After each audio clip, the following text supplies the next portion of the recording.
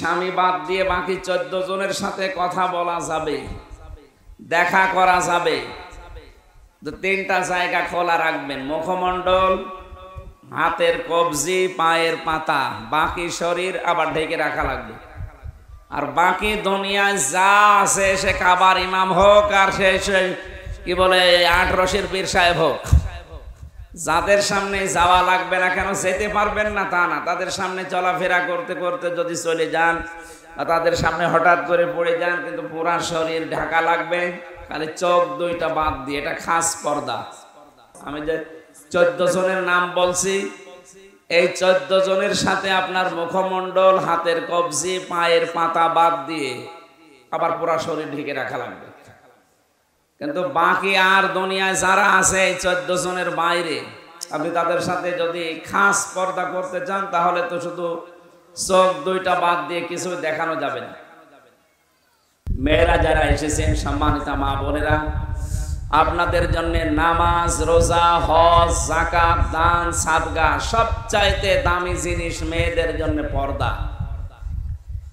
আমি যতটুকু কোরআন হাদিস পড়েছি আর বাস্তবতা আমি যা দেখতে পাচ্ছি, মেয়ে লোক যদি জাহান্নামে যায় এই বাংলাদেশে পর্দার কারণে যাবে। এদের নামাজ আছে, হ্যাঁ কম বেশি নামাজ এরা পড়ে, এদের রোজাও আছে, ফরজ নফল ওয়াজিব সব মিলে রোজা এরা অনেক পারদর্শী। পর্দার বিষয়ে অনেক বেখেয়াল আপনারা। এটা বারবার বলছি, 14 জন পুরুষের নাম। এরা যেহেতু সচরাচর কাছে থাকে, সব সময় বাড়ির ভেতরে আসে, এ বাদ দিয়ে বাকি দুনিয়ার যদি সেই বললাম কাবার ইমাম আসুক আর মসজিদে নববীর ইমাম আসুক, এমনকি আমির হামজা যাক, কিন্তু পর্দা মেনটেন করা লাগবে। পৃথিবীতে যারা শ্রেষ্ঠ মানুষ ছিলেন আমরা জানি, তারা নবীজির স্ত্রীদেরকে আমরা মুসলমান হিসাবে তাদেরকে শ্রেষ্ঠ মনে করি। এদেরকে আল্লাহ ডাক দিয়েছেন, হে নবীর স্ত্রীগণ। কোন সৈয়দ বংশের বউকে আল্লাহ ডাকেননি, কোন সর্দার বংশের বউকে আল্লাহ ডাকেননি, কোন মালিথা বংশের বউকে আল্লাহ ডাকেননি। আল্লাহ ডাক দিয়েছেন নবীর স্ত্রীদেরকে, হে নবীর পত্নীগণ বা স্ত্রীগণ। তোমরা যখন কারো সাথে কথা বলবে, পর্দার আড়াল থেকে বলবে। 2 নম্বরে তোমাদের কণ্ঠের ভেতরে যেন মোলায়েম কিছু না আসে, কর্কশ ভাবে, এমন ভাবে পর্দার আড়াল থেকে কথা বলবে সেই লোকটার ভেতরে কোনো দুর্বিসন্ধি, কোনো গুড়, কোনো মুনাফিকি, কোনো নেফাক, কোনো ষড়যন্ত্র, এরকম যদি কিছু থাকে, তার মনের ভেতরে কোনো রোগ থাকে, এটা যেন বৃদ্ধি না পায়। তোমার আচরণ দেখে, কথাবার্তা দেখে এরা যেন আরো নিজেকে কন্ট্রোল করে না, এই জায়গায় সেরকম কিছু করায় অন্তত মন পাওয়া যাবে না। মেয়েরা কিভাবে কথা বলবে, সে বাইরে হোক, মোবাইলে হোক, টেলিফোনে হোক, মেয়েদের আওয়াজ কতটুকু হবে, কার সাথে কোন কণ্ঠে কথা বলবে, সেই কথাগুলো আল্লাহ আয়াতে দিয়েছেন নবীর স্ত্রীদের মাধ্যমে তামাম পৃথিবীর মেয়েদেরকে। এই জন্য আমাদের উচিত হবে শুধু স্বামী বাদ দিয়ে, শুধুমাত্র স্বামী বাদ দিয়ে যারা আছে, আমরা 14 জন পুরুষের নাম পেয়েছি তাফসীরে। সম্মানিত মা বোনেরা যারা এসেছেন, আমি আশা করছি এই 14 জন যে পুরুষ মানুষের নাম বলা হচ্ছে, এদের সাথে আপনি মোবাইলে কথা বলেন, আর পর্দার আড়াল থেকে কথা বলেন, ঘরের ভেতর থেকে কথা বলেন। এই 14 জন পুরুষ মানুষ বাদ দিয়ে পৃথিবীর যে ফেরেশতায় আসুক, এমনকি কাবা শরীফের ইমামও যদি আসে আপনার কাছে, তাও আপনি ওই যে মোলায়েম কণ্ঠ দিয়ে কথা বলতে পারবেন না। 1 নম্বরে আপনি কথা বলবেন ভালোভাবে নিজের বাবার সাথে, 2 নম্বরে দুধ বাবার সাথে, 3 নম্বরে মামা, এটা আপন মামার সাথে। অনেকে যে রিকশা চালক মামা যারা আছে, এদের সাথেও দেখি এমন কণ্ঠে কথা বলে, মামা দেখা যাচ্ছে অ্যাক্সিডেন্ট হয়ে বসে আছে। এই জন্য আপনি কথা বলবেন, মামা বলে ডাকেন, অসুবিধা নেই, কিন্তু মামার ডাকটা হবে কর্কশ ভাষায়, একটু গরম দিয়ে। নিজের আপন মামার সাথে যেভাবে কথা বলা হয় এইরকম ভাষা যেন না আসে, তাহলে ওর রিকশা চালকের ভেতরে দেখা যাচ্ছে আবার শয়তান উকি ঝুঁকি মারবে। আমি একবার কুষ্টিয়া থেকে মনে হয় দেখলাম আমারে নিয়ে উনি চালাতে পারে না, সেই রকম মানে শরীরের শক্তি সেরকম নেই। অথচ মোটা মোটা মহিলা উঠেছে 2 জন, এত জোরে জোরে চলে যাচ্ছে। ভাই আপনি এত জোরে যান কি করি? সেদিন আমার নিয়ে তো চলতে পারছিলেন না। মহিলারা এরকম মহিলা আমার রিকশায় উঠলে আমার শরীর গরম হয়ে যায়। এই জন্য আমরা মনে করছি আপনারা যারা রাস্তাঘাটে আসেন নিজের মামা বাদ দিয়ে, এটা কিন্তু এই চাচাতো মামা, খালাতো মামা, ফুফুতো মামা, আরো গ্রাম সম্পর্কের মামা, এসব মামাই হবে না। নিজের আপন মামা হওয়া লাগবে, নিজের আপন ভাইয়ের মা। 3 নম্বরে, 4 নম্বরে গিয়েছে আপনার চাচার কথা, এটা আপন চাচা হওয়া লাগবে। 5 নম্বরে দুধ ভাই। 6 নম্বরে আপন ভাই। 7 নম্বরে নিজের শ্বশুর, আপন শ্বশুর হওয়া লাগবে। চাচা শ্বশুর, মামা শ্বশুর, খালু শ্বশুর যা আছে এদের সাথে কিন্তু এইটা হবে না। আমি যে 14 জনের নাম বলছি, এই 14 জনের সাথে আপনার মুখমণ্ডল, হাতের কবজি, পায়ের পাতা বাদ দিয়ে আবার পুরা শরীর ঢেকে রাখা লাগবে। কিন্তু বাকি আর দুনিয়ায় যারা আছে এই 14 জনের বাইরে, আপনি তাদের সাথে যদি খাস পর্দা করতে চান তাহলে তো শুধু চোখ 2টা বাদ দিয়ে কিছু দেখানো যাবে না। আমি আবার বলছি, এরপরে আছে দাদার নাম, এটা আপন দাদা। এরপরে আছে নানার নাম, এটা আপন নানা। এরপরে নাতি। এরপরে আছে ছেলে, এটা আপন ছেলে। এরপরে আছে ভাইয়ের ছেলে, এটা আপন ভাইয়ের ছেলে। চাচাতো ভাইয়ের ছেলের সাথে পর্দা করা লাগবে। এরপরে আছে বোনের ছেলে, এটা আপন বোনের ছেলে। এরপরে আছে মেয়ের জামাই, তার মানে মেয়ের স্বামীকে আমাদের এই কুষ্টিয়া, মেহেরপুর, এই পাবনা এলাকায় হয়তো জামাই বলে আমরা ডাকি। চট্টগ্রাম, সিলেটে মেয়ের জামাইকে নিজের জামাই বলে ডাকে। ওদের ভাষা বা ওদের ধরনটা একটু আলাদা। ওই এলাকায় গেলে আমরা ওইভাবে বলি। যেহেতু এটা কুষ্টিয়ার পাশে পাবনা, মেয়ের জামাইকে আমরা কি বলে ডাকি এলাকায়? ঠিক আছে, মেয়ের জামাই বললে যেহেতু বুঝবেন, সুতরাং এই যে 14 জন মানুষের নাম বললাম, এর ভেতরে স্বামী নেই, আছে? সম্মানিত মা বোনেরা যারা এসেছেন, এই যে 14 জনের ভেতরে কিন্তু আপনার স্বামী নেই। সুতরাং স্বামী বাদ দিয়ে বাকি 14 জনের সাথে কথা বলা যাবে, দেখা করা যাবে। তো 3টা জায়গা খোলা রাখবেন: মুখমণ্ডল, হাতের কবজি, পায়ের পাতা। বাকি শরীর আবার ঢেকে রাখা লাগবে। আর বাকি দুনিয়ায় যা আছে, সে কাবার ইমাম হোক আর সে কি বলে 8 রশির পীর সাহেব হোক, যাদের সামনে যাওয়া লাগবে না কেন, যেতে পারবেন না তা না, তাদের সামনে চলাফেরা করতে করতে যদি চলে যান, তাদের সামনে হঠাৎ করে পড়ে যান, কিন্তু পুরা শরীর ঢাকা লাগবে, খালি চোখ 2টা বাদ দিয়ে। এটা খাস পর্দা। আল্লাহ মেয়েদেরকে এটা অনুসরণ করার তৌফিক দিন। সুতরাং এই আয়াত থেকে যে শিক্ষাটা পেলাম, মেয়েরা যদি মোবাইলেও কথা বলে, কোন হেজাব বা পর্দার আড়াল থেকে যদি কথা বলে, ঘরের ভেতর থেকে কথা বলে, ভাষা হবে কর্কশ ভাষা। কেউ মোবাইলে কল দিয়েছে আপনার কাছে, আপনি সালাম দেবেন। যে জিজ্ঞাসা করে যে অমুক কোথায় আছে, বলবেন কি দরকার, কোথায় আছে? আমি জানা থাকলে বলবেন অমুক জায়গায় আছে, না থাকলে বলবেন আমি জানি না। এনিয়ে বেনিয়ে নরম ভাবে মোলায়েম কণ্ঠে কথা বলা যাবে না। এটা নিষিদ্ধ। কোরআনে কারিমে আল্লাহ আয়াত নাজিল করে আমাদের জানিয়েছে। আমি সহ যারা এখানে আছি, সম্মানিত মা বোনদেরকে বলছি, আপনারা এটা মেনে নেবেন, উপকার হবে। কথা বলতে গিয়ে আবার মিথ্যা কথা বলা যাবে না। আপনার স্বামী আছে আপনার নিজের কাছে, ও জিজ্ঞাসা করছে, আপনি মিথ্যা কথা বলে দিলেন যে আমি জানি না কোথায় আছে। না, আল্লাহ তাআলা বলেন ন্যায়সঙ্গত কথা বলবা, সত্য কথা বলা লাগবে, মিথ্যা বলা যাবে না, কিন্তু ভাষা হবে কর্কশ। আল্লাহ এটা আমাদের মেয়েদের মেনে নেওয়ার তৌফিক দিন।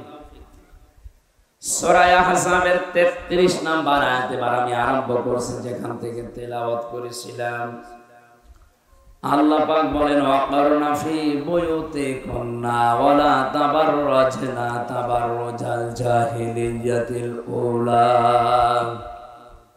হে মেয়েরা ঘরের পরিবেশে থাকবে, বাইরে বের হবে না। যদি বের হতে হয় তাহলে জাহিলি যুগের মেয়েদের মতো রূপ সৌন্দর্য প্রদর্শন করে বের হবে না। আজকে পেপারে দিয়েছে, আপনারা দেখেছেন, নারীবাদী এক মহিলা মেয়েদেরকে ভয় দেখাচ্ছে, যদি এদেশে ইসলাম এসে যায় তাহলে কিন্তু তোমরা ঘর বন্দী হয়ে যাবে, স্বাধীনতা আর থাকবে না। ওরা মেয়েদের স্বাধীনতা বলতে বসে নিজেদের শরীরকে বিলিয়ে দেওয়া, পর পুরুষের সাথে কাঁধে কাঁধ মিলিয়ে কাজ করা না। মেয়েদেরকে আল্লাহ এই জন্য তৈরি করেন, মেয়েদেরকে বানিয়েছে একটা আলাদা পরিবেশে। আপনি ঘরের ভেতরে থাকবেন বলে একেবারে জানালা দরজা আটকিয়ে তালাবদ্ধ করে পড়ে থাকবেন, বিষয়টা এমন না। ঘরের ভেতরে যেমন জানালা আছে, দরজা আছে, ভেন্টিলেটর আছে, বাইরে যদি যেতে হয় এইরকম একটা পরিধান করবেন পোশাক, যার জানালা দরজা ভেন্টিলেটর আছে, এরকম পোশাক পরে আপনি বাইরে যাবেন। কিন্তু জাহিলি যুগের মেয়েদের মতো পোশাক যেন না হয়। তাফসির মনিরের ভেতরে এই জবাব দিয়েছে। জাহিলি যুগের মেয়েদের পোশাক কিরকম ছিল? মুজাহিদ রহমতুল্লাহ আলাইহি তিনি বলেন, জাহিলি যুগের মেয়েদের পোশাক ছিল, তারা এই গলা থেকে শুরু করে একেবারে পা পর্যন্ত একটা পোশাক পরতো, কিন্তু মাঝখানে পুরাটা থাকতো তাদের চেরা, মানে ফাঁকা থাকতো। তাদের এই লজ্জাস্থান, তাদের স্তন পর্যন্ত মানুষের সামনে পরিস্ফুটিত হয়ে থাকতো, মানুষ যেন আরো আকর্ষণ হয়। বিশ্বনবী মুহাম্মদুর রাসূলুল্লাহ এসে তাদের পোশাকের যে মাত্রা, কিভাবে পোশাক পরা লাগবে মেয়েদের, এই আয়াতের তাফসিরে সূরা আহজাবের 59 নম্বর আয়াতে আল্লাহ সেই ব্যাখ্যা দিয়েছেন। আমরা সেদিকে যাচ্ছি। তাবাররুজ করে বাইরে যাওয়া যাবে না, এটা আল্লাহর নির্দেশ। মেয়েরা যারা এসেছেন, তাবাররুজ কি, কাকে বলে, এটা কয় প্রকার, কোনটা কোনটা তাবাররুজের ভেতরে পড়ে, আর এটা যদি সত্যি তাবাররুজ আপনার জীবনে আসে, আপনার জন্য জান্নাত তো দূরের কথা, মেয়েদের জন্য জান্নাতের ঘ্রাণও জুটবে না। তাফসিরে খাজেন মুফাসসির লিখেছেন, কোন মহিলা যদি তাবাররুজের তিনটার একটা নিজের ভেতরে আনে, তাবাররুজের প্রথম অর্থে তিনি দিয়েছেন, মেয়েরা রাস্তাঘাটে আসলে তাদের পোশাক হয়ে যায় ৮-৬, ছোটখাটো পোশাক পরে। এই যে ছোট পোশাক পরা মেয়েদের জন্য ৮-৬, বিশেষ করে চোস পায়জামা যারা পরে, এটা ইসলামে নিষিদ্ধ, জায়েজ নেই। এজন্য মেয়েরা যারা এসেছেন, সে যে বয়সের মেয়ে হোক, সম্মানিত মা বোনেরা, আপনার মেয়ের বয়স আমার মনে হয় সর্বোচ্চ ৭ বছর। ৭ বছরের আগে যে পোশাক তাকে পরাবেন, অসুবিধা নেই। কিন্তু ৭ বছরের পর থেকে একেবারে মরণ পর্যন্ত, বিশেষ করে ৬০ বছর পর্যন্ত, এই বয়সটায় মেয়েদের জন্য চোস পায়জামা পরা, ৮-৬ পোশাক পরা হারাম, জায়েজ নেই। মেয়েদের পোশাক হবে ঢিলা ঢালা।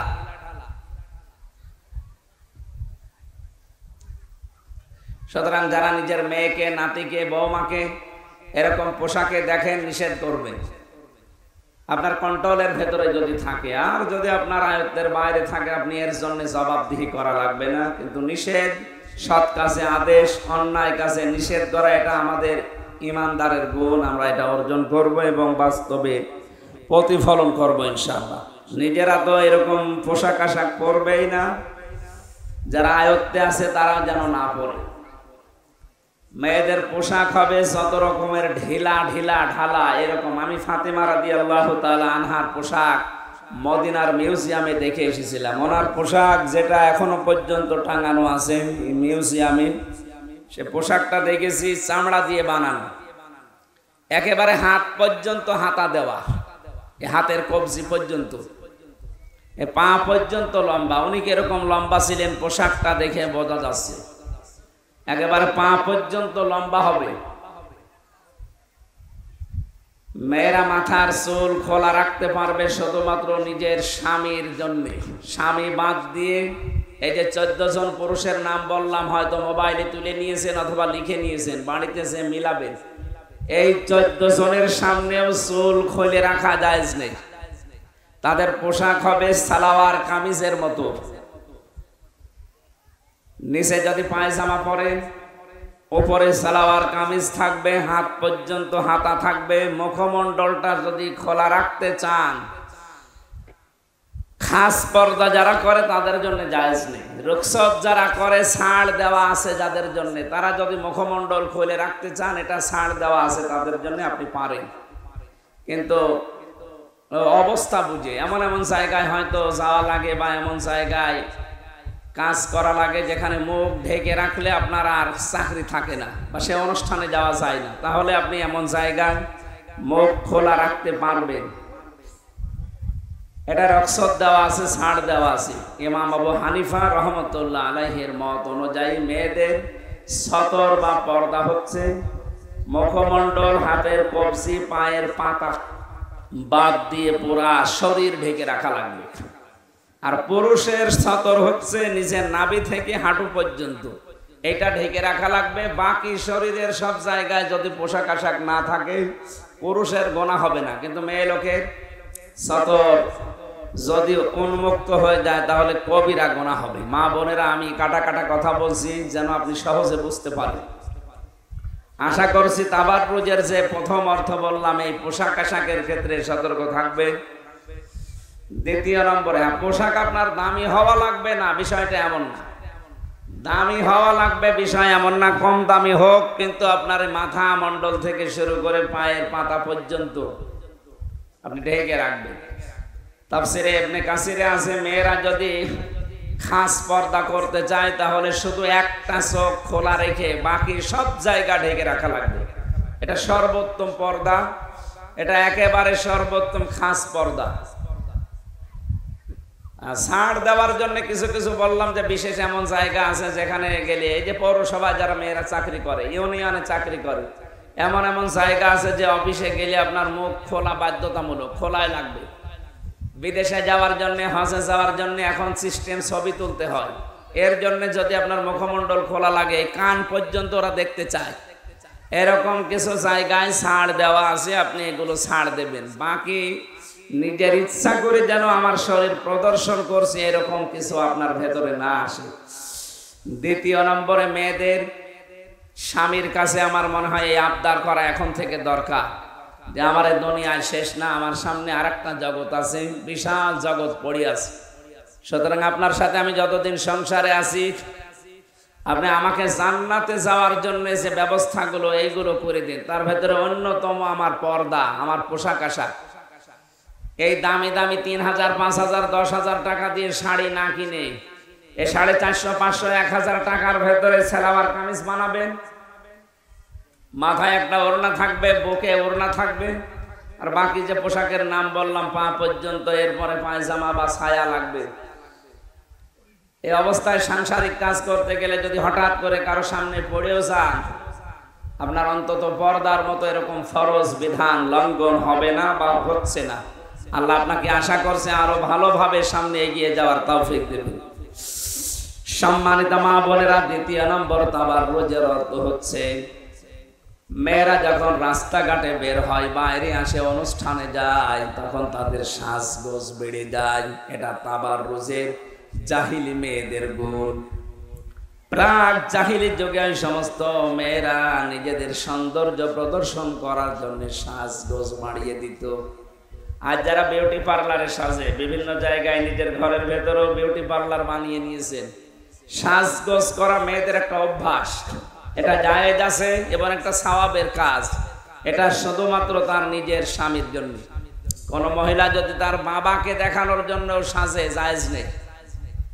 মেয়ে লোক সাজতে পারে, সাজগোজ করে পরিপাটি থাকতে পারে শুধুমাত্র তার স্বামীর জন্য, আর এটা একটা ইবাদত। আপনি আধা ঘন্টা নামাজে দাঁড়িয়ে যা সওয়াব পেয়েছেন, স্বামীর জন্য যদি 15-20 মিনিট একাধারে নিজেকে সাজগোজ করে পরিপাটি রাখেন, আপনি ওই রকম নামাজের সওয়াব পাবেন। আলহামদুলিল্লাহ। সম্মানিত মেয়ে মা বোনেরা, যারা পোশাক আশাক পরেন, স্বামীর রুচি অনুযায়ী ঘরের ভেতরে পোশাক পরা এটা নিয়ম। বাইরের পোশাক আর নিজের ঘরের পোশাক এক না। কোন স্বামী এমন এমন আছে তারা যদি বলে যে না, আপনার ব্লাউজ গায়ে দেন ভেতরে, বাড়ির ভেতরে, ঘরের ভেতরে, কিন্তু হাতা থাকবে না, আপনি হাতা কাটা ব্লাউজ বানাবেন, কোনো অসুবিধা নেই। উনি যদি যৌন উত্তেজনামূলক যে পোশাকগুলো আছে যদি ভালোবাসে, ভালো লাগে আপনাকে ওই পোশাকে দেখতে, ঘরের পরিবেশে আপনি ওই পোশাক পরবেন, সওয়াব পাবেন।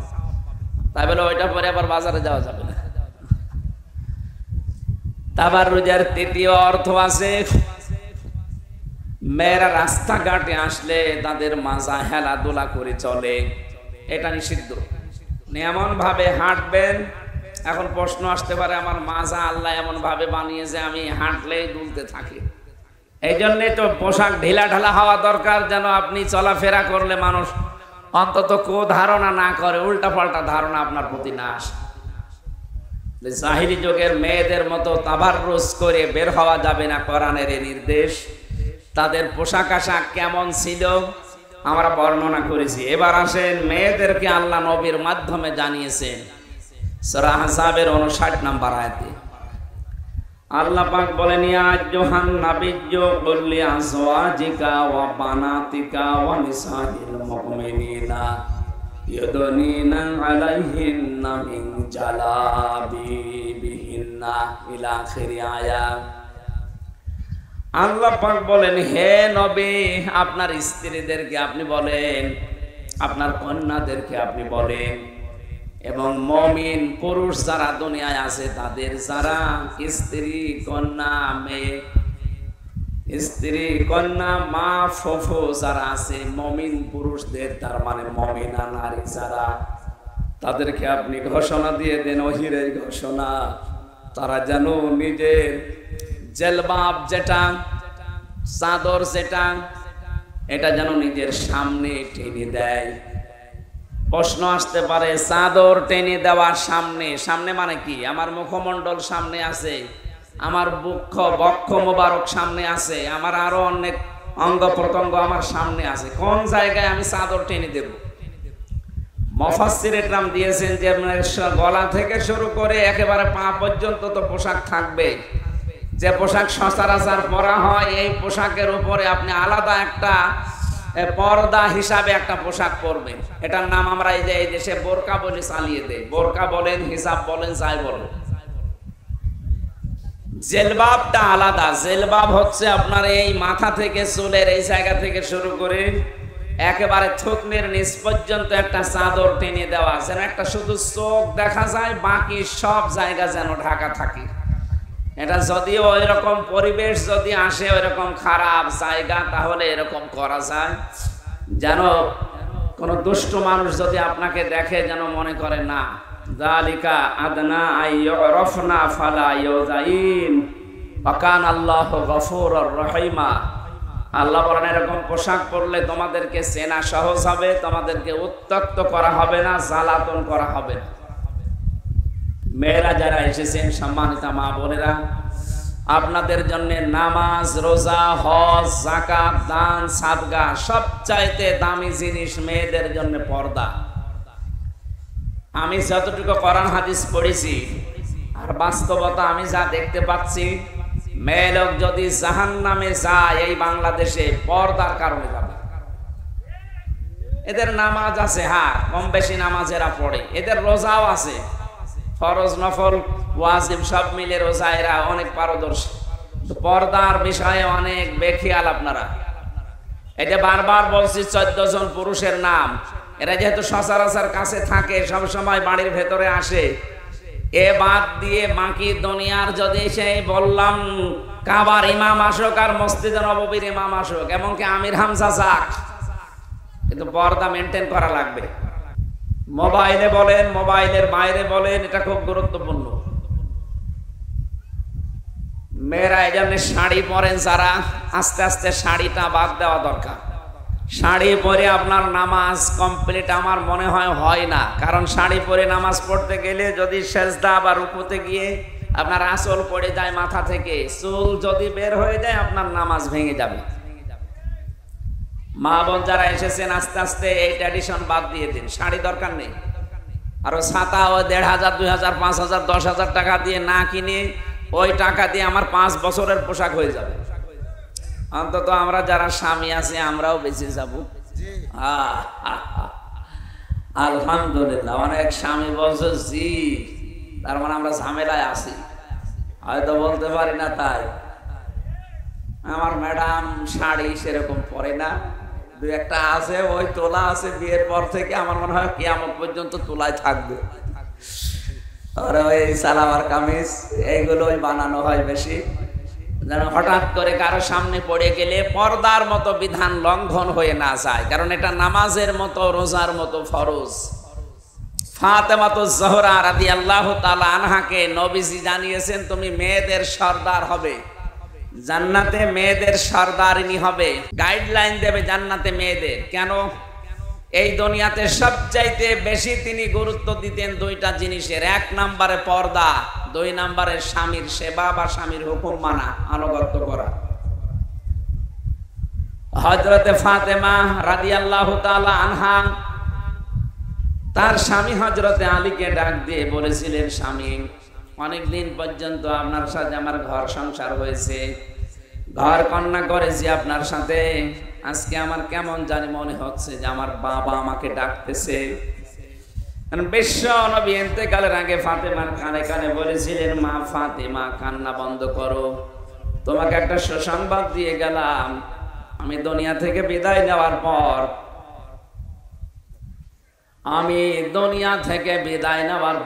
সব চাইতে প্রথমে আমার বংশের ভেতরে তোমার সাথে আমার দেখা হবে।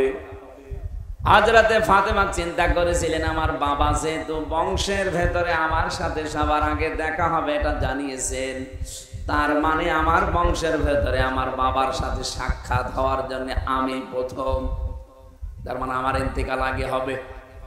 কান্না বন্ধ করে দিয়েছিলেন। স্বামীকে এজন্য শরীর খারাপ হলেই বলতেন, স্বামী আমার মনে হয় সময় আমার আর নেই, আপনার কাছে আমি বলি আমি যখন মারা যাব, ছেলের কথা বলেন না, যে আমার ছোট ছোট ছেলে আছে, এই ছেলেগুলো তুমি কি করবা, তুমি কি আর একটা বিয়ে করবা না? তিনি বলেছিলেন, স্বামী তুমি যা করো ওটা তো তোমার হিসাব দেওয়ার বিষয়, কিন্তু আমি মারা গেলে আমার লাশটা তুমি তাড়াতাড়ি করে রাতের বেলায় খবর দিয়ে দিও, বেশি মানুষ দরকার নেই ডাকার। হযরত আলী বললেন, কেন? দিনের বেলা হলে বেশি মানুষ হলে সমস্যা কি? ফাতেমাতুজ জোহরা রাদিয়াল্লাহু তাআলা আনহা বলেছিলেন, স্বামী আমার দিনের বেলা যদি আমার লাশটা ধোয়ানোর পরে পোশাক আশাক পরানোর পরে কাফন দাফন দেওয়ার পরে যদি আপনি রেখে দেন, হয়তো মানুষ এসে আমার লাশের দিকে তাকিয়ে বলবে, নবীর মেয়ে এরকম লম্বা ছিল, এরকম মোটা ছিল। এটা আমার পর্দা লঙ্ঘন হতে পারে। পর্দার ব্যাপারে আমি বড় সচেতন, এই জন্য বারবার করে বলছি বেশি মানুষ ডাক দেওয়ার দরকার নেই। এই জন্য এলাকায় যারা মেয়েরা মারা যায়, অনেক স্বামী আছে ছেলে আছে, এরা মাইকিং করে, মাইকিং করার পরে দেখা যাচ্ছে 2000 5000 10,000 মানুষ হয়, লাশটা সামনে রাখার পরে বলে শেষ দেখা, একটু দেখে নি, একটু মুখ খুলে দাও, লাইন ধরে দেখতে দেখতে যায়। এটা যে হারাম কাজ। আরে ভাই, ওই 14 জন বাদ দিয়ে কি আমি ওই 14 জনের ভেতরে আছি যে আমারও তার মুখ দেখা লাগবে? মেয়ে লোক যদি মারা যায়, এই যে আশপাশ প্রায় 1, 1.5, 2-3 গ্রামের লোকজন আসে, এসে নারী পুরুষ একেবারে ঝাঁকে ঝাঁকে এসে এই মরা মানুষটাকে দেখতে থাকে, এটা জায়েজ নেই। সম্মানিত মা বোনেরা খুব হেফাজতে থাকবেন এই বিষয়টা থেকে। যে মারা গেছে ওর ভেতরে যদি ওই 14 জন ভালো করে আপনি নোট করে রাখেন বা মোবাইলে তুলে রাখেন, এই 14 জনের বাইরে কেউ তাকে দেখতে যাবেন না। আপনি দেখে কি করবেন? ও শেষ বিদায় নিক আর প্রথম বিদায় নিক, আপনার দরকার কি? শেষ বিদায়ের নাম বলে আপনি তাই বলে কবিরা গুনাহ করবেন? আশা করছি এই এলাকায় যদি কেউ মারা যায়, মেয়েরা যে ঝাঁকে ঝাঁকে দল বেঁধে যান, এটা বন্ধ করেন, কোনো দরকার নেই এটা। আপনি যদি ওই 14 জনের ভেতরে পড়েন তাহলে আপনি যাবেন। হ্যাঁ, 14 জন পুরুষের জন্য,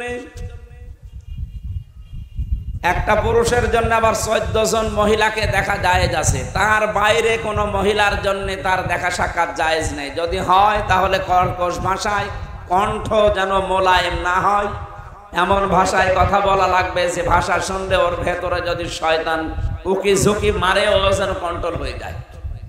আজ হাজারো মানুষের মন মানসিকতা নষ্ট করার পেছনে মেয়েদের এই কণ্ঠস্বর দায়ী।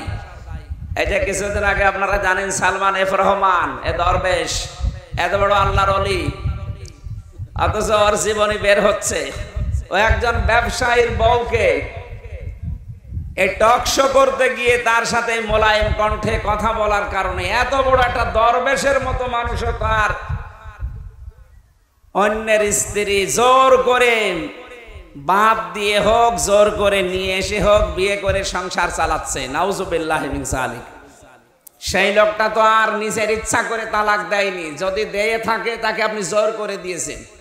সুতরাং এই যে এই মহিলাটা নিজের কণ্ঠ দিয়ে, নিজের শরীর দিয়ে, রূপ সৌন্দর্য দিয়ে এমন ভাবে দরবেশকে আকৃষ্ট করেছে, দরবেশ শেষ পর্যন্ত তার স্বামীর কাছ থেকে তাকে কেড়ে নিয়ে, এটা তামাম দুনিয়া এখন ছড়িয়েছে।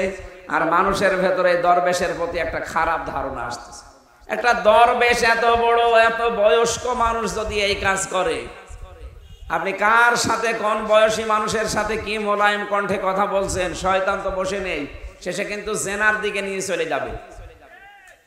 এই জন্য আমি সহ যারা এখানে শুনতেছি, সম্মানিত মা বোনদেরকে বলছি, খুব সাবধান, এটা রেকর্ড হচ্ছে, সারা দুনিয়ায় যাবে। প্রত্যেকটা মুসলিম পরিবারে যারা আছেন, বসবাস করেন, সে মা হোক, মেয়ে হোক, বোন হোক, ফুফু হোক, চাচি হোক, প্রত্যেককে আমি আহ্বান জানাচ্ছি, এই যে পারিবারিক জীবনে, আমাদের সামাজিক জীবনে যে বিষয়গুলো ঘটে অনাকাঙ্ক্ষিত ভাবে, কিছু মনেই করে না, এটা যেন সাবধান থাকেন। ফাতেমাতুজ জোহরা তিনি বলেছিলেন, রাতের বেলা আমারে মাটি দিয়ে দিও, বেশি মানুষকে ডাক দেওয়ারও দরকার নেই, বেশি মানুষকে দেখানোরও দরকার নেই, কারণ আমার মরণের পরেও যেন পর্দা ঠিক থাকে, এটা আমার খুব জরুরি। আল্লাহ খুশি হয়ে তাকে জান্নাতের নেত্রী বানিয়ে দিয়েছে। আমরা যদি ওই নেত্রীর পেছনে কর্মী হয়ে কিয়ামতে জান্নাতে থাকতে চাই, অন্তত তার মতো এই আচরণগুলো দুনিয়ায় দেখানো দরকার। মেয়েদেরকে আল্লাহ ফাতেমাতুজ জোহরাকে অনুসরণ করার তৌফিক দেন, আমিন। আল্লাহ রাব্বুল আলামিন বলেন, ওয়াকিমনাস সালাতা ওয়া আতিনাজ যাকাতা ওয়া আতিনাল্লাহা ওয়া রাসূলা। হে মেয়েরা, নামাজ কায়েম করবে, তোমরা যাকাত আদায় করবে, আল্লাহ এবং রাসূলের আনুগত্য করবে। প্রশ্ন আসতে পারে, হুজুর, নামাজ কায়েম করা এটা তো রাষ্ট্রের ব্যাপার, এটা তো পুরুষ মানুষের ব্যাপার। হ্যাঁ, এটা পুরুষের জন্য আল্লাহ দায়িত্ব দিয়েছেন, কারণ পুরুষ মানুষ নেতৃত্বে থাকবে, পুরুষ মানুষ রাষ্ট্র সমাজ চালাবে, তাদের কাজ এটা। কিন্তু আমাদের দেশের যে সিস্টেম, এখন রায় লাগে, সমর্থন লাগে, ভোট লাগে, সাপোর্ট লাগে, এটা যেহেতু শুধু পুরুষ মানুষের ভোটে একজন মানুষ নেতা হতে পারে না, নেতৃত্ব দিতে পারে না, নামাজ কায়েমের জন্য যারা সংসদে যেতে চায় তাদের এমপি হওয়া লাগে। সামনে যদি এরকম মেয়র বলেন, উপজেলা চেয়ারম্যান বলেন, এমপি বলেন, মন্ত্রী বলেন, যারা সংসদে আইন পাশ করবে, এই নামাজের বিল আনবে, এই জন্য যদি আপনি পুরুষ মানুষের ভোট লাগে, মেয়েদেরও ভোট লাগবে, রায় লাগবে। আপনি নামাজ কায়েম নিজে যেমন করছেন, এটা পরিবারে, সমাজে এবং রাষ্ট্রে যেন কায়েম হয়, তার জন্য আপনার ভূমিকা লাগবে। এই জন্য সামনে এরকম ভূমিকা পালন করার সময় আসতেছে। আল্লাহওয়ালা এরকম কোন মানুষ যারা নামাজ কায়েম করতে পারে, সে যদি আপনার আত্মীয় নাও হয়, আপনার স্বামীর আত্মীয় নাও হয়, আপনার নিজের দল যা করেন ওই দলের লোক যদি নাও হয়, সে যেহেতু নামাজ কায়েম করবে, তাকে আপনার রায় দেওয়া লাগবে, সাপোর্ট করা লাগবে, সমর্থন দেওয়া লাগবে, ভোট দেওয়া লাগবে। এটা আপনি মনে করবেন আমি নামাজ কায়েম করার জন্য সাহায্য করলাম। ওই লোকটা যদি আপনার রায় পেয়ে এমপি হওয়ার পরে সংসদে নামাজ কায়েমের জন্য একটা বিল উনি উত্থাপন করে যে আমি নামাজ কায়েম চাই, এরকম যদি 151 জন হয়ে যায়, এই দেশে যদি রাষ্ট্রীয়ভাবে নামাজ কায়েম হয়ে যায়, বিশ্বাস করেন কিয়ামত পর্যন্ত আপনি কবরে শুয়ে শুয়ে নামাজ পড়ার সওয়াব পাবেন। এই জন্য নামাজ কায়েমের দায়িত্ব যেমন পুরুষের আছে, মেয়েদেরও আছে। আর সেই সুযোগ সামনে আসতেছে। মেয়েদের জন্য সবচাইতে বড় আমানত হচ্ছে স্বামী যখন বাইরে চলে যাবে, তার সম্পদ এবং সন্তান এগুলোকে যেন দ্বীনের পথে রাখা যায়, সর্বাত্মক চেষ্টা করা।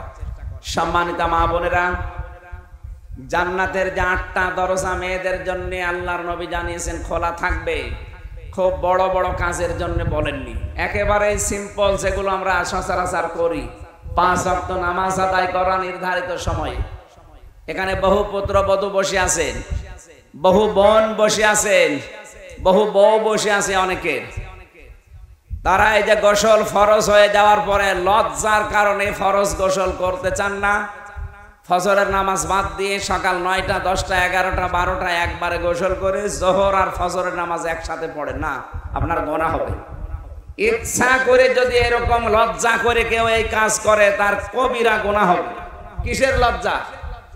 এটা ন্যাচারাল বিষয়, এটা পৃথিবীতে মানুষকে আল্লাহ দিয়েছে, এটা হবে, তামাম দুনিয়ায় এটা আছে। সুতরাং কোনো লজ্জা নেই। সে আপনার বাবা হোক আর আপনার বড় ভাই হোক আর আপনার দোলা ভাই হোক, কাউকে লজ্জা করে আল্লাহর বিধান আমরা যেন নষ্ট করে না ফেলি। গোসল যদি ফরজ হয়ে যায় মাস্ট বি, যদি আপনি টের পেয়ে যান ফজরের নামাজের আগে, মাস্ট বি আপনাকে গোসল করাই লাগবে। হ্যাঁ, এখন মহিলাদের চুল যেহেতু বড় বড় থাকে, এমনও মহিলা আছে যদি চুল ভেজা থাকে তাহলে সে অসুস্থ হয়ে যায়।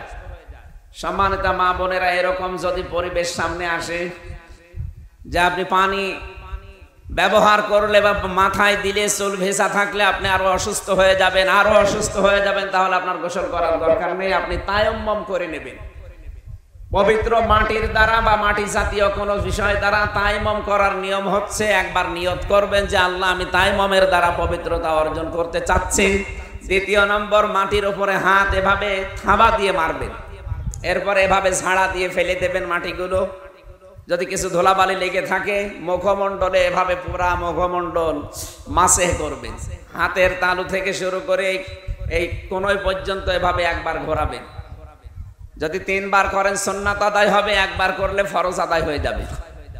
এই তো হয়ে গেল আমার। যদি এভাবে আপনি সারা জীবন অসুস্থ থাকেন, সারা জীবন যদি গোসল ফরজ হয় তায়াম্মুম করে আপনার নামাজ হবে, কিন্তু নামাজ বাদ দেওয়া যাবে না।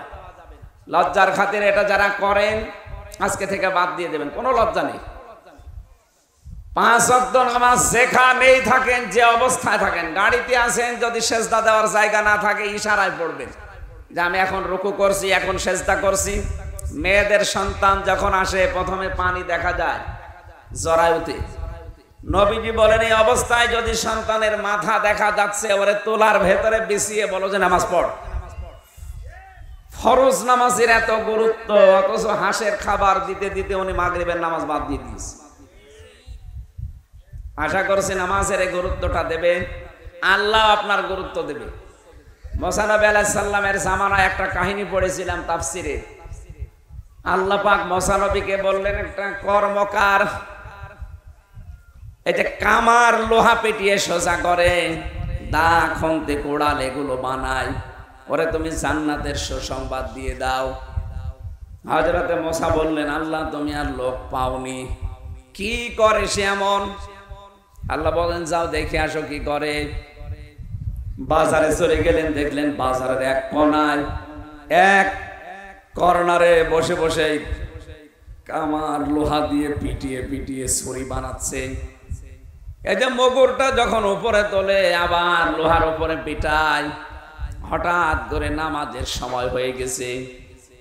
আমাদের যেমন আজান হলে আমরা বুঝি নামাজের সময় হয়েছে, ওই সময় হয়তো একটা সিস্টেম ছিল, কারণ মুসা নবীর প্রতি 5 ওয়াক্ত না মাত্র 1 ওয়াক্ত নামাজ ফরজ ছিল, আসরের নামাজটা। এই যে কামারের কথা বললাম, লোকটা এই যে মগরটা মাথার উপর দিয়ে কামার নিচে ফেলবে, লোহার উপরে না। যেই নামাজের সময় হয়ে গেছে পেছন দিক থেকে মগরটা ফেলে দিয়ে তাড়াতাড়ি পবিত্র হয়ে নামাজে দাঁড়িয়েছে। হযরতে মুসা বলে রব্বুল আলামিন, যে লোকটা নিজের এই মগরটাকে মাথার উপর দিয়ে লোহা পিটিয়ে তারপরে নামাজে দাঁড়াতে পারতো, এত গুরুত্ব তোমার বিধানকে দিয়েছে যেটা পেছনে ফেলে দিয়ে তাড়াতাড়ি নামাজে দাঁড়িয়েছে। তোমার কথা মানার জন্য যে লোকটা এত উদ্গ্রীব হয়ে থাকে, এত বেশি সচেষ্ট হয়ে থাকে, আল্লাহ তুমি তাকে জান্নাতে না দিয়ে পারো না। এখানে আমাদের দুনিয়ায় যত কঠিন কাজ সামনে আসুক না কেন, ফরজ নামাজটা মাস্ট বি। বিশেষ করে মেয়েরা জোহরের সময়টা ঝামেলা পড়ে যায়, আসরের সময়টায় ঝামেলায় পড়ে যায়, রান্না বাড়ার করে না। যত রান্না হোক আর যা নষ্ট হয়ে যাক, ফরজ নামাজ 4 রাকাত পড়ে নেওয়াই লাগবে। যারা সফরে থাকেন মেয়েরা, নিজের বাড়ি থেকে শুরু করে 48 মাইল 77 কিলোমিটার, নিজের বাড়ি থেকে যদি 77 কিলোমিটার বা 48 মাইলের দূরত্বে কোনো জায়গায় চলে যান, এটা আবু হানিফার মত। অন্যান্য মাযহাব অনুযায়ী 15 কিলো গেলেও হবে। যদি নিজের বাড়ি থেকে 15 কিলোমিটার, আমরা যেহেতু আবু হানিফার মাযহাব মেনে চলি, এজন্য বলছি 48 মাইল বা 77 কিলোমিটার বাড়ি থেকে বের হয়ে যদি নিজের বাবার বাড়িও হয়, না না, এখানে একটা মাসলা আছে, এই ভালো করে শুনবেন এটা। মা বোনেরা, নিজের বাবার বাড়ি যেহেতু আপনার সম্পদ আছে, এই জন্য বাবার বাড়ি যদি নিজের স্বামীর বাড়ি থেকে 100 কিলোমিটারও হয়, আপনি মুসাফির না, ওখানে গেলে আপনি আবার মুকিম হয়ে গেছেন। যেখানে আপনার সম্পদ আছে স্থায়ী বসবাস করার, ওই জায়গা বাদ দিয়ে। এই যে আমি কুষ্টিয়া থেকে পাবনা এসেছি, আমার মনে হয় কুষ্টিয়া থেকে পাবনা কত কিলো, 50-55 কিলো না, আমার এখনো মুসাফির আমি হয়নি। আমি যেহেতু আজকে সেই পঞ্চগড়ে যাব বলে বের হয়েছি, বা গাইবান্ধা অথবা এদিকে চাঁপাই নবাবগঞ্জ, রাজশাহী গেলে আবার 120 কিলো হয়ে যাবে। তো সেই হিসাবে আমি বের হয়েছি বাড়ি থেকে প্রায় আমি 3-4 দিনের জন্য, আমি এখন মুসাফির। আর মেয়েদের জন্য যদি নিজের বাড়ি থেকে 48 কিলোমিটার বা 48 মাইল 77 কিলোমিটার যদি বাড়ি থেকে বের হয়ে যান, নিজের বোনের বাড়ি হোক, নিজের ভাইয়ের বাড়ি হোক, খালি বাবার বাড়িটা বাদ দিয়ে, যেহেতু সেখানে তার সম্পদ আছে এই জন্য সেটা বাদ দিয়ে, বা অন্য কোনো আত্মীয় স্বজনের বাড়িতে বেড়াতে গেছেন, এখান থেকে ঢাকায় গেছেন, তাহলে আপনি মুসাফির। আর মুসাফির অবস্থায় 2 ওয়াক্ত নামাজ একবারে আদায় করতে পারবেন, এটা আপনার জন্য একটা হাদিয়া আল্লাহর পক্ষ থেকে। জোহরের নামাজ 2 রাকাত, আসরের নামাজ 2 রাকাত, একবারে 2 রাকাত 2 রাকাত করে পড়ে নেবেন, সারা দিন আর নামাজ পড়া লাগবে না। আর মাগরিবের সময় বা এশার সময় যে একবারে মাগরিবের নামাজ 3 রাকাত আর এশার নামাজ 2 রাকাত একবারে পড়ে নেবেন, বা সময় যখন পান তখন পড়ে নিন, অসুবিধা নেই। আপনি পড়ে নিলে আপনার সারা রাত আর নামাজ নেই। আমি আশা করছি এই মাসলাটা আপনাদের মনে থাকবে সহজের জন্য, যদি মুসাফির বা সফর করে। কিন্তু নিজের বাবার বাড়ি হলে কিন্তু হবে না, কারণ ওখানে আপনার সম্পদ আছে। যদি স্বামী মারা যায় বা স্বামীর বাড়ির লোকজন যদি শেষ পর্যন্ত আপনাকে তাড়িয়ে দেয়, আপনার শেষ ঠিকানা আপনার বাবার বাড়ি, ওখানে আপনার সম্পদ আছে, আপনি একটা ঘর তুলে হলেও থাকতে পারবেন, সেই হিসাবে ওখানে গেলে আপনি আর মুসাফির হবেন না। এজন্য নামাজটা যেন আমরা বাদ না দেই, সে যে অবস্থায় থাকি। রমজানের রোজা রাখার ব্যাপারে তো বলা লাগে না, শরীর যেদিন অসুস্থ থাকে ওই কয়টা বাদ দিয়ে বাকি রোজাগুলো তো রাখবেন। আর ওই রোজা আসার আগে যে কয়টা ভাঙা রোজা আছে এই কয়টা রেখে দেবেন। শাওয়াল মাসের যে 6টা রোজা আছে এটা পরে, আগে ওই ফরজ রোজা রেখে দেন, তারপর শাওয়াল মাসের রোজা। আশা করছি কথা বুঝেছেন। 3 নম্বরে, যাদের শরীর আল্লাহ দিয়েছেন, এই শরীরটা শুধুমাত্র আল্লাহ আপনাকে আমানত হিসাবে আপনার স্বামীর জন্য খুব হেফাজতে রাখবেন, এইটাই আপনাকে জান্নাতে নিয়ে যাবে। 4 নম্বরে, যাদের স্বামী আছে, স্বামীর এতাআত করে তার জায়েজ হুকুমগুলো মেনে নিয়ে আনুগত্য করে তাকে খুশি রাখা লাগবে। স্বামী স্ত্রী ব্যবহারের পরে যদি কেউ গোসল করে, যত ফোঁটা পানি পড়বে প্রত্যেক ফোঁটা একটা করে সওয়াব হবে। কিন্তু নিজের স্বামী বাদ দিয়ে যদি অন্য লোকের সাথে কোনো গুনাহে লিপ্ত হয়ে এই গোসল করে, যত ফোঁটা পানি পড়বে তত কবিরা গুনাহ। বহু মহিলারা এরকম গোপন গুনাহতে লিপ্ত আছে এই দেশে। আল্লাহ সম্মানিত মা বোনদেরকে তুমি কুদরতি হাতে বাঁচাও, বলেন আমিন। সুতরাং নামাজ কায়েমের আন্দোলনে আপনারও ভূমিকা আছে। সামনে যদি সুযোগ পান এই ভূমিকা কাজে লাগাবেন।